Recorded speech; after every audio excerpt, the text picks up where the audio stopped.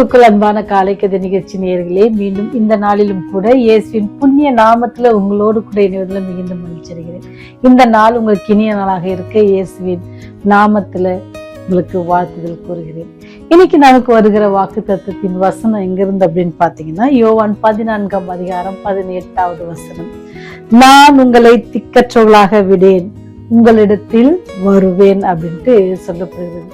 நான் உங்களை திக்கற்றவளாக விடேன். உங்களுக்கு தெரியல, திக்கற்றவளாக விடேன்னா உங்களை யாரும் இல்லாதபடிக்கு உங்களை நான் கைவிட மாட்டேன் அப்படின்னு சொல்லி சொல்றாரு. யாராவது நீங்க நினைச்சு பாருங்க, நமக்கு யாருமே இல்லை அப்படின்னு யாராவது யோசித்தாங்க அப்படின்னு சொன்னா எவ்வளவு கஷ்டமா இருக்கும். அவங்க மனசு எவ்வளவு வேதனைப்படல. அப்படி வேதனைப்படாது இருப்பதற்கான ஒரு பெரிய ஒரு நம்பிக்கையான ஒரு வசனம் தான் ஆண்டவர் இன்னைக்கு நமக்கு சொல்லி தராங்க. நான் உங்களை திக்கற்றவர்களாக விடேன்னு சொல்லி. நீங்க பார்த்தீங்க அப்படின்னு சொன்னா, பிலிப்பீன்ஸ் நாட்டுல ஒரு கலவரம் வந்துச்சு, ஒரு யுத்தம் வந்துச்சு. அப்ப அதற்கு ஆதரவாக என்ன பண்ணாங்கன்னு சொன்னா, அமெரிக்காவில இருந்து என்ன செஞ்சாங்க அப்படின்னா, அமெரிக்க படைகள் வந்து அங்க தங்கியிருந்தாங்க. அப்படி அவங்க தங்கி இருக்கும் பொழுது பிலிப்பைன்ஸ் நாட்டை சேர்ந்த மக்களுக்கு அது ஒரு பெரிய பாதுகாப்பா இருந்துச்சு. கொஞ்சம் தைரியமா இருந்தாங்க. இதை குறித்து அவங்க பயப்படல. ஏன்னா அவங்க கிட்ட இருந்த படை எப்படின்னு சொன்னா அமெரிக்க படை, அமெரிக்க தளபதிகள் அங்க இருக்கிறாங்க. அதனால அவங்க ரொம்ப தைரியமாக என்ன செய்யறாங்கன்னா இருந்தாங்க. ஆனா சடனா என்ன ஆயிடுச்சு அப்படின்னு பாத்தீங்கன்னா, அமெரிக்க படை என்ன செய்து அங்கிருந்து போக வேண்டிய சூழ்நிலை ஏற்பட்டது. ஏன்னு சொன்னா அவங்களுக்கு இன்னொரு இடத்துல அவங்களுக்காக அவங்க போராடுவதற்கு அல்லது போர் புரிவதற்கு செல்ல வேண்டியிருந்துச்சு. அப்படி அவங்க சொல்லும் போது அவங்க ஒரு அனௌன்ஸ்மெண்ட் கொடுக்குறாங்க, நாங்க என்ன செய்யறோம், இப்ப போகிறோம் அப்படின்னு சொல்லி சொல்லும் பொழுது அநேகர் கண் கலங்கி அழுதாங்களாம். நீங்க எப்படி எங்களை விட்டுட்டு போவீங்க, நீங்க எங்களை விட்டுட்டு போயிட்டா நாங்க எப்படி இங்க வாழ்றது அப்படின்னு சொல்லி அவங்க ரொம்ப கண்ணீரோடு எல்லாரும் தேம்பி தேம்பி அழ ஆரம்பிச்சுட்டாங்க. அப்படி அவங்க தேம்பி தேம்பி அழுகும் பொழுது அந்த தளபதி, அமெரிக்க தளபதி அவர் சொன்னாராம், கவலைப்படாதீங்க, நாங்க திரும்பியும் இங்க வருவோம் அப்படின்னு சொன்னாங்க. வேற ஒண்ணுமே சொல்லல, ஒரே ஒரு வார்த்தை தான் அவங்க சொன்னாங்களாம், நான் திரும்பி வருவேன்னு. அந்த திரும்பி வருவேன் அப்படின்னு சொன்ன அந்த வார்த்தை என்ன செஞ்சுன்னா அவங்களுக்கு பெரிய தைரியத்தை கொடுத்துச்சா. அப்படி தைரியம் கொடுக்கும் பொழுது, அப்படி இருக்கும் பொழுது என்னச்சா, ஜப்பான்ல இருந்து அவங்களுக்கு என்னது பிலிப்பைன்ஸ் நாட்டுக்கு அகைன் என்ன செஞ்சுன்னா யுத்தம் ஆரம்பிக்கப்பட்டது. அந்த யுத்தத்துல வந்து பாத்தீங்கன்னா ஜப்பானியர்கள் வந்து அதிகமாக இவர்களை தோற்கடித்து கொண்டு அல்லது அதிகமாக அவர்களுக்கு கஷ்டங்களை கொடுத்து பிரச்சனைகள் அதிகமாக இருந்துச்சான். அப்படி இருக்கும் பொழுது அந்த நேரம் பார்த்து யாரும் வந்தாங்க அப்படின்னு சொன்னா, இந்த அமெரிக்க படை மீண்டும் அவர்களுக்கு உதவி செய்ய வந்தாங்க. அவங்க வந்தோடனே அவங்களுக்கு ரொம்ப சந்தோஷமா இருந்துச்சான். அப்ப அப்படி வந்து அவங்க என்ன செஞ்சாங்கன்னா, அவங்களுக்கு மனசுல அவங்க அடைந்த ஆறுதலுக்கு அளவே இல்லை. நீங்களும் நானும் கூட சில நேரத்துல கஷ்டத்துல இருப்போம், கண்ணீரோடு இருப்போம், வேதனையோடு இருப்போம், வியாதியோடு இருப்போம். அந்த நேரத்துல ஏதாவது ஒரு விடுதலை கிடைப்பதற்காக யாராவது ஒரு காரியம் சொன்னாலோ அல்லது ஒரு மருந்து மாத்திரை கொடுத்தாலோ அல்லது ஒரு வழியை சொன்னாங்கன்னா கூட, அங்க ஒரு மருத்துவமனை இருக்கு, அங்க ஒரு நபர் இருக்கிறாங்க, அவங்ககிட்ட போய் ஜெபிங்க உங்களுக்கு நல்லாவா, அங்க போங்க அந்த மாத்திரை அந்த சின்ன வார்த்தை எப்படி இருக்குன்னா யாருமே கொடுக்க கூடாத ஒரு பெரிய ஆறுதலான.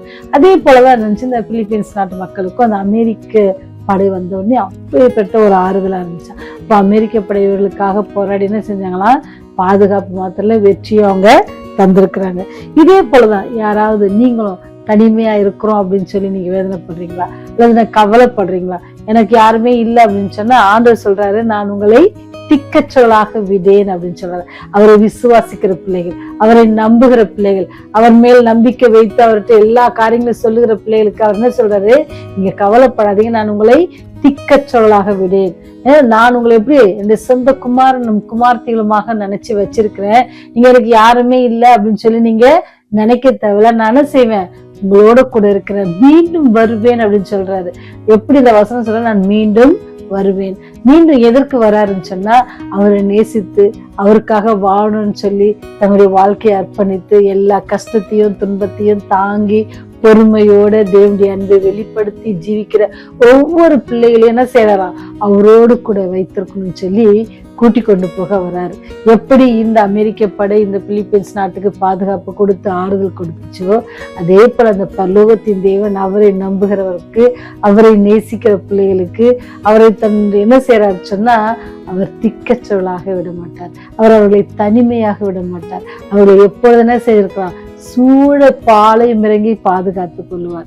எந்தவித பிரச்சனைகளும் அவருக்கு வந்தாலும் ஆண்டவர் முன்னின்று என்ன செய்வார், அவரே தளபதியாக வந்து அவரே நமக்காக யுத்தம் செய்வார். இந்த உலகத்துல நீங்களுக்கு பாத்தீங்கன்னா சாத்தான் அவன் அடிக்கிற எல்லா பிரச்சனையும் மத்தியில சாத்தான் இருக்கிற எல்லா ஆயுதங்களையும் ஆண்டவர் செய்வார், முறித்து போட அவர் வல்லவராக இருக்கிறார்.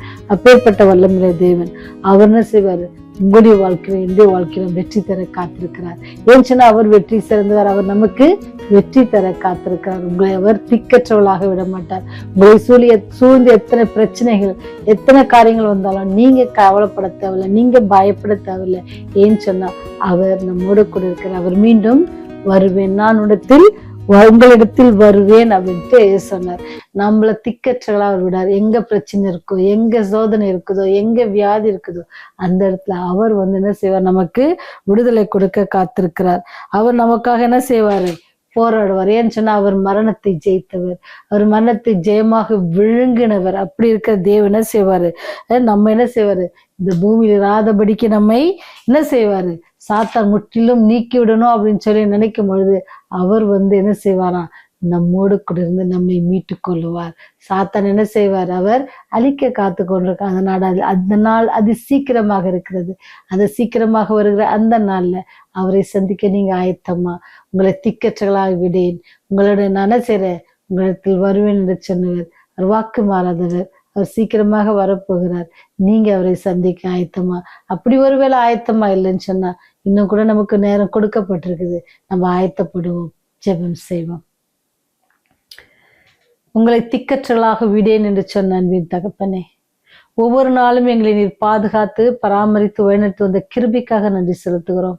உலகம் தரக்கூடாத சந்தோஷம் சமாதானத்தை எங்களுக்கு தந்ததற்காக நன்றி செலுத்துகிறோம். இரவிலே நல்ல நித்திரை இன்னொரு நாளையும் காணும்படியான பெரிய கிருபையை எங்களுக்கு தந்ததுக்காக நன்றி செலுத்துகிறோம். சாமி, இந்த வேலையிலும் கூட ஆண்டவரே வியாதியினால் கஷ்டப்படுகிற பிள்ளைகளுக்காக செபிக்கிறோம். ஆண்டவரே ஊழியத்தை சுமந்து சென்ற பிள்ளைகள் ஆண்டவரே இப்பொழுது காலகட்டம் அநேகர் சுகவீனமாக இருக்கிறதை நாங்கள் கேள்விப்படுகிறோம். சுவாமி, எல்லோருடைய சுகத்தினங்களையும் நீக்கி போட்டு சுகம் பலன் தந்து மீண்டும் அவருடைய ஊழியங்களின் பணிகளை செய்ய நீங்க உதவி செய்யுங்க. சாமி, சாத்தாடைய கட்டுகளை அவர்கள் முறியடித்து வெளிவர நீங்க கிருபை செய்யுங்க.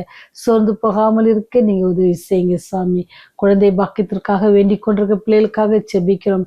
கண்ணீரோடு வேண்டிக் கொண்டிருக்க பிள்ளைகளுக்காக ஜெபிக்கிறோம். ஆண்டவரே, அவருடைய கண்ணீரெல்லாம் துடைத்து அன்னைக்கு அன்னாளின் கண்ணீரை கண்ட தேவன், ஆண்டவரே ஆகாரின் கண்ணீரை கண்ட தேவன், இந்த நாளிலும் ஆண்டவரே கண்ணீரோடு வேண்டிக் கொள்கிற பிள்ளைகளுக்கு மனம் இறங்கி ஆண்டவரே தயவாய் கிருபையா அவளை நீங்க ஆசீர்வதிக்கணுமாய் கெஞ்சி மன்றாடுகிறோம். ஆண்டவரே, எல்லாவற்றுக்கும் மேலாக உடைய அன்பின் கரத்திலே எங்களை ஏந்தி கொள்ளுங்க ராஜா. ராஜமதி சீக்கிரமாய் இருக்கிறது. அதை உணர்ந்த சாத்தான் ஆண்டவரே அவனை வஞ்சிக்கலாமோ என்று சுற்றி திரிகிற இந்த காலகட்டங்களில் நாங்களுடைய வலையில் சிக்கிக் கொள்ளாதபடிக்கு நீர் எங்களை பாதுகாத்து பராமரித்து வழிநடத்த வேண்டுமாய் இயேசுவின் வழியாய் ஜெபிக்கிறோம். ஜீவனுள்ள பரலோக தந்தையே, ஆமென், ஆமென்.